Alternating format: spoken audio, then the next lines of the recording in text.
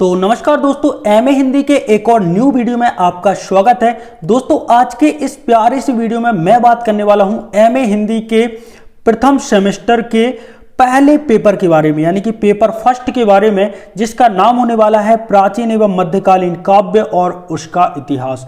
तो दोस्तों यदि आप भी एमए हिंदी से मतलब एमए कर रहे हो और हिंदी साहित्य से एमए कर रहे हो और एमए हिंदी का पेपर आप लोग देने वाले हैं, तो एग्जाम की दृष्टि से ये जो प्रश्न पत्र मैं आपको दिखाने वाला हूं ना, ये आपके लिए काफ़ी ज़्यादा हेल्पफुल होने वाला है, क्योंकि इससे आपको इस बात का आइडिया लग जाएगा कि पेपर में प्रश्न किस प्रकार से आते हैं। तो यार वीडियो स्टार्ट करते हैं बिना किसी देरी के। सबसे पहले आपको कुछ इस प्रकार से दिया होगा, ये है जो हमारा पेपर है एमए हिंदी दिसंबर 2023 का पेपर है, हिंदी लिटरेचर जो हिंदी साहित्य जिसे हम कहते हैं, ठीक है, इसका ये पेपर है।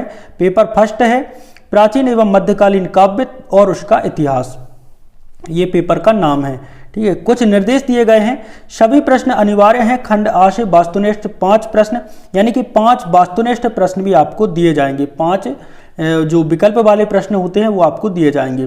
प्रत्येक प्रश्न 1 नंबर का होगा। खंड बा से 5 लघु उत्तरीय प्रश्न, और प्रत्येक इसमें जो 5 लघु उत्तरीय प्रश्न रहेंगे वो 2-2 नंबर के रहेंगे। और खंड सा से 5 प्रश्न हल करना है, ये रहेंगे 5-5 नंबर की, ठीक है। और यहाँ पे स्वाध्याय जो है उनके लिए कुछ अलग ही निर्देश दिए गए हैं, ठीक है। तो आइए स्टार्ट करते हैं। सबसे पहले है खंड आ। यहाँ पे लिखा है खंड आ वास्तुनिष्ठ, यहाँ पे देखिए आप लोग पेज नंबर 2, खंड आ वास्तुनिष्ठ प्रश्न, ठीक है। तो वास्तुनिष्ठ प्रश्न में प्रश्न जो 1 है, 1 के अंतर्गत पहला दूसरा कुल मिला के यहाँ पे 5 वास्तुनिष्ठ प्रश्न दिए गए हैं। इसमें जो विकल्प आया था, इनमें से कबीर के गुरु कौन है, तो जो कबीरदास जी हैं उनके गुरु का नाम है रामानंद, ठीक है। तो इस प्रकार से आपको मतलब उसका आंसर लिख देना था।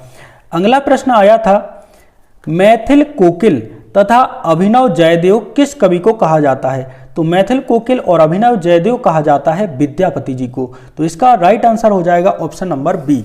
इसके बाद हमारा तो जो तीसरा प्रश्न था वो प्रश्न था, मलिक मोहम्मद जायसी की भाषा क्या है, कौन सी भाषा में वो अपनी रचनाएं लिखते थे, तो इसका आंसर हो जाता अवधी। ऑप्शन नंबर सी इसका करेक्ट आंसर हो जाता, ठीक है, ब्रजनी लगाना अवधी। इसके बाद हमारा जो चौथा प्रश्न है वह आदिकाल साहित्य की प्रवृत्ति नहीं है, तो इसका देखो अभी मेरे कन्फर्म नहीं हूँ, ठीक है। तो मतलब मैं भी मतलब बताने से बच रहा हूँ कि इसका क्या आंसर होने वाला है। बाकी लौकिक साहित्य या सिद्धनाथ साहित्य में से कोई एक हो सकता है। बाकी आप लोग कन्फर्म कर लेना कि इसका आंसर क्या है और कमेंट बॉक्स में जरूर बता देना, ठीक है। इसके बाद है अपना 5वां जो विकल्प है, ये लास्ट विकल्प है, चंद्रवरदाई की रचना। चंद्रवरदाई की जो रचना है वो कौन सी है, इनमें से परमाल रासो है, पृथ्वीराज रासो, पृथ्वीराज चंद्रिका और पृथ्वीराज प्रशस्ति। तो चंद्रवरदाई की जो रचना है वो है पृथ्वीराज रासो, ठीक है। तो इस प्रकार से अपने जो 5 विकल्प थे वो होते हैं समाप्त। इसके बाद आता है खंड बा, इसमें रहेंगे लघु उत्तरीय प्रश्न जो कि आपको संक्षेप में लिखने हैं। इसी में निर्देश दिया है, प्रश्न 2, निम्नलिखित प्रश्नों के उत्तर संक्षेप में लिखिए, ठीक है, संक्षेप में दीजिए। रासो परंपरा का परिचय लिखिए, प्रश्न 1 इसमें जो पहला आया था उसमें था रासो परंपरा का परिचय लिखिए। इसके अथवा में था अमीर खुसरो के व्यक्तित्व एवं कृतित्व पर उल्लेख कीजिए। जो अमीर खुसरो जी थे उनके व्यक्तित्व एवं कृतित्व का उल्लेख करना है, ठीक है। इसके बाद हमारा जो दूसरा प्रश्न था वो था जायसी की रचनाओं के नाम लिखिए। जो मलिक मोहम्मद जायसी हैं उनकी रचनाओं के नाम लिखने हैं, उनकी कौन कौन सी मुख्य रचना है, ठीक है।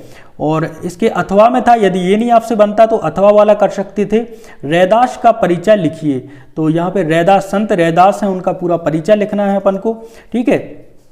तीसरा जो प्रश्न था उसमें थे संत काव्य की 4 विशेषताएं लिखिए। अब संत काव्य की इसमें 4 विशेषताएं लिखनी है। इसके अथवा में जो प्रश्न है उसमें लिखा है नामदेव का संक्षिप्त परिचय दीजिए।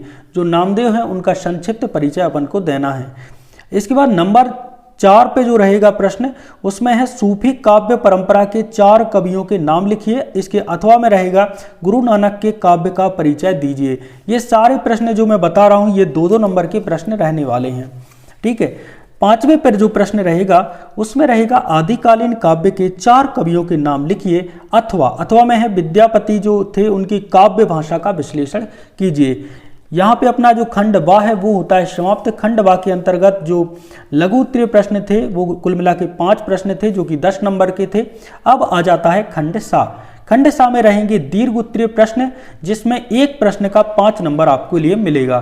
ठीक है, तो निम्नलिखित प्रश्नों के उत्तर विस्तार पूर्वक देना है। इसमें बड़े बड़े मतलब उत्तर आपको देने हैं, कम से कम 4 से 5 पेज भरने हैं। ठीक है, या 3 से 4 पेज, कम से कम 3 पेज यदि आपको 5 नंबर चाहिए तो। और हाँ, भाषा बिल्कुल एकदम सटीक होनी चाहिए। तो तीसरे का जो पहला रहेगा, विद्यापति के काव्य सौंदर्य का वर्णन कीजिए, या यदि आपसे ये नहीं बनता तो अथवा में है आदिकालीन काव्य की प्रवृत्तियों का उनके संबद्ध रचनाकारों सहित वर्णन कीजिए। इसके अलावा जो दूसरा प्रश्न है उसमें लिखा है, गुरु की महिमा में संबंधित दोहों का उदाहरण देते हुए कबीर की गुरु संबंधी मान्यता का वर्णन कीजिए। इसके अथवा में यदि आपसे गुरु की महिमा ये वाला प्रश्न नहीं बनता है, जो कबीर के दोहे थे गुरु की महिमा, ठीक है, तो आप अथवा में ये वाला भी लिख सकते हैं कि सूफी काव्य परंपरा की प्रवृत्तियों का वर्णन भी आप कर सकते हैं। प्रश्न क्रमांक 3 है, नागमती वियोग खंड, जो नागमती का वियोग हुआ था, ठीक है, राजा रतन सिंह से, इस पूरे खंड का आपको वर्णन करना है। नागमती वियोग खंड में नागमती के विरह का नक्षत्रों और ऋतुओं के परिवर्तन के साथ जायसी ने अद्भुत सौंदर्यपूर्ण चित्रण किया है, उदाहरण सहित स्पष्ट कीजिए।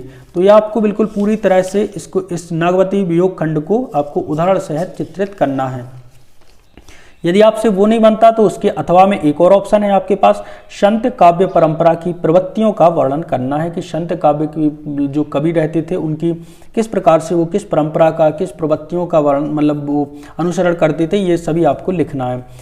और हमारा जो चौथा प्रश्न है उसमें क्या है, संदर्भ प्रसंग सहित व्याख्या करनी है। तो यहाँ पर लिखा है, भक्ति भजन हरि नाव है, दूजा दुख अपार, मनसा वाचा, यहाँ पे मनसा वाचा कर्मणा कबीर सुमिरन सार। तो ये कुछ इस प्रकार से लाइनें होगी। तो इसका आपको क्या करना है, संदर्भ प्रसंग और इसकी व्याख्या करनी है। इसके कौन लेखक हैं, प्रसंग, इसकी संपूर्ण व्याख्या, और आप इसमें विशेष भी होता है कि क्या इसमें विशेष है, तो वो भी आपको कर देना है। यदि आपसे ये नहीं बनता तो आप ये कर सकते हैं, चढ़ा अषाढ़ गगन घन गाजा, साजा विरह दुंद दलवाजा। तो ये अथवा वाला आपके पास ऑप्शन रहेगा। यदि आपसे ये नहीं बनता तो आप ये कर सकते हैं। पांचवें प्रश्न में निम्नलिखित काव्यांश की संदर्भ प्रसंग सहित, इसमें भी व्याख्या करनी है। किन्हेसी मानस देहसी बड़ाई, किन्हेसी अन्य भुगति तही पाई। तो इसकी आपको व्याख्या करनी है, संदर्भ लिखना है और प्रसंग लिखना है, इसके बाद व्याख्या करनी है।